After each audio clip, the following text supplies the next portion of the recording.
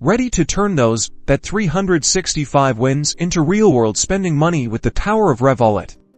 Let's dive straight into how to withdraw your funds quickly and easily. First things first, log into your Bet365 account, either on your computer or through the mobile app. Once you're in, locate and click on the profile icon or the account section. This is usually found in the top right corner of the screen. In your account menu, you'll see a range of options. Look for something labeled bank, withdraw, or similar wording related to managing your funds. Click on that option to proceed.